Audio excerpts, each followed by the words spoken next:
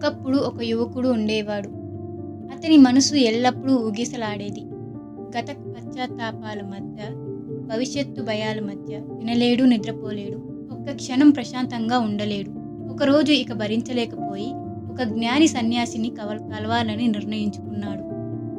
ఆ సన్యాసి కొండపైనున్న పాత ఆలయంలో నివసించేవాడు.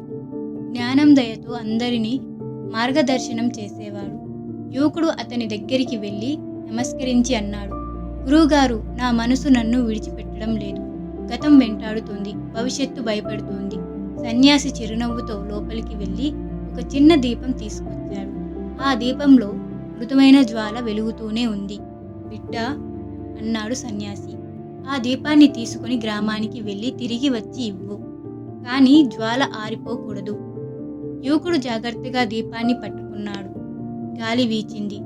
చేతులతో కప్పాడు. పక్షులు కూశాయి. పిల్లలు నవ్వారు, కానీ అతను స్పందించలేదు. అతని దృష్టి ఒక్క ద్వీపం మీదే ఉంది. గ్రామానికి చేరుకుని తిరిగి పైకి ఎక్కాడు. కాళ్ళు నొప్పించాయి. చెమట కారింది, కానీ అతని దృష్టి మారలేదు. దీపం జ్వాల ఇంకా వెలుగుతూనే ఉంది. సన్యాసి అడిగాడు, ప్రయాణంలో ఏం చూశావు? ఏమీ కాదు గురువుగారు. దీపం తప్ప గతం గురించి ఆలోచించావా? లేదు. భవిష్యత్తు గురించి భయపడ్డావా? లేదు. సన్యాసి చిరునవ్వుతో అన్నాడు, అదే రహస్యం బిడ్డా.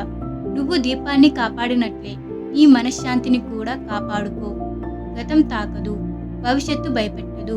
నువ్వు ఇప్పుడులో ఉన్నప్పుడు. యువకుడి కళ్ళల్లో కన్నీళ్లు మెరిశాయి. అంటే శాంతి బయట వెతకాల్సిందేమీ కాదు కదా? లేదు బిడ్డా, శాంతి నీలోనే ఉంది. వినేటప్పుడు నీ ఊపిరినే గమనించు. ప్రస్తుత క్షణంలో ఉండు. అక్కడి నిజమైన శాంతి ఉంది. ఆ రోజు నుంచి యువకుడు మారిపోయాడు. ఎప్పుడైనా మనసు తారాడితే ఆ దీపం జ్వాలను గుర్తు చేసుకునేవాడు. అలా అతను నేర్చుకున్నాడు. భయం భవిష్యత్తులో ఉంటుంది, బాధ గతంలో ఉంటుంది, కానీ జీవితం మాత్రం ఈ క్షణంలో ఉంటుంది. నీ దృష్టి ఇప్పుడులో ఉన్నంత వరకు శాంతి ఎప్పుడూ నీతోనే ఉంటుంది. ఈ కథ నీ హృదయానికి తాకితే ఈ వీడియోకి లైక్ చేయండి. ఇలాంటి మరిన్ని ఆత్మశాంతి కథల కోసం సబ్స్క్రైబ్ చేయండి. ఇప్పుడు ఈ క్షణంలో శాంతిని అనుభవించండి.